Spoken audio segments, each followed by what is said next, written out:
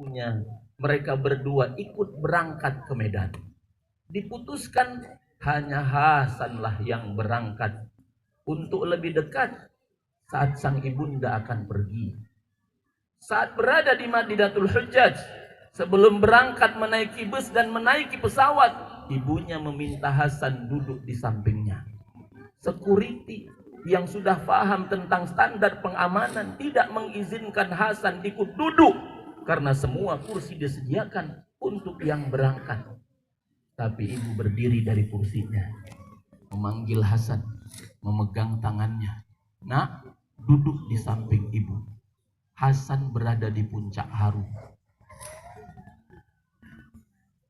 Bukan bulir-bulir kecil kebahagiaan, tapi seluruhnya kebahagiaan di hatinya. Ia peluk ibunya setelah sebelumnya mencium tangannya. Ada rasa bahagia yang begitu hebat, karena meski hanya seorang buruh cangkul, dengan izin Allah ia bisa merealisasi impian orang mukmin. Pilar kelima dari bangunan Islam ini mengerjakan ibadah haji. Jamaah yang dimuliakan Allah Subhanahu wa taala, tidak ada orang tua yang tidak memiliki hasrat dan kemauan mendapatkan anak yang tiap waktu menjadi penyejuk matanya. Semua benda-benda mati yang lekat di tubuh ini, yang memanjakan kita ini, mungkin enak kala tertentu. Sebab itu Allah yang menciptakan kita memahami. Sambil menghentak-hentak kesadaran kita ini, jangan lagi puja-puji benda mati.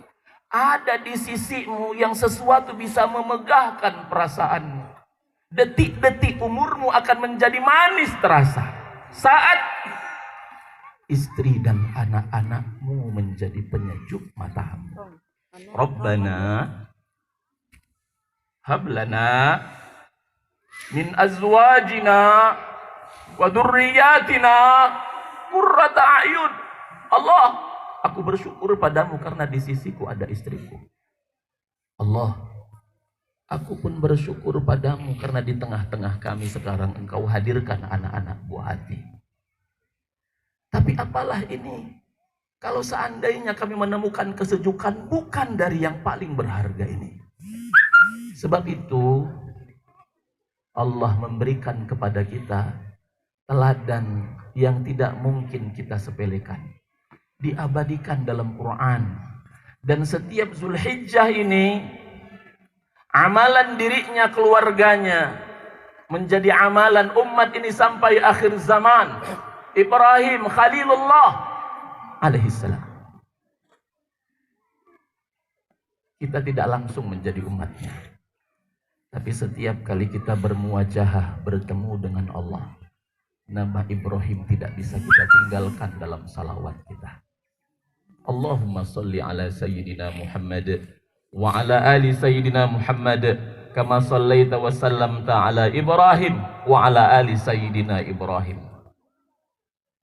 Apa yang luar biasa dari Ibrahim sampai kita harus mengucap-ngucap nama ini dan menyebut-nyebut nama keluarganya.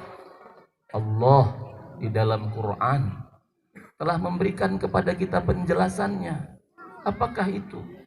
Ibrahim dengan keluarganya ini adalah potret keluarga yang luar biasa tegaknya tauhid di dalam dadanya.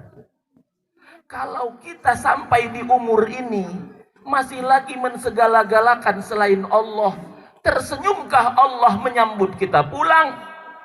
Akan adakah kalimat ini saat roh keluar dari tubuh? Ya ayyatuhan nafsul mutmainnah. Tidak akan.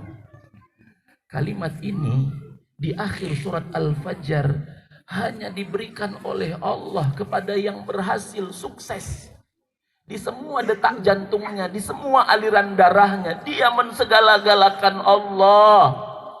Lama Ismail ditunggu, lahir dari rahim Hajar, masih merah, masih sangat merah. Tapi Allah perintahkan agar Ibrahim meninggalkan bayi ini dan ibunya yang masih dalam kondisi nifas di sebuah tempat yang tidak ada tumbuhan-tumbuhannya. Dalam riwayat disebutkan ketika Hajar ditinggalkan bersama bayinya di tempat yang disebut Bakkah itu, sampai 3 kali Hajar bertanya, suamiku, kenapa engkau meninggalkan kami? Tidak dijawab Ibrahim.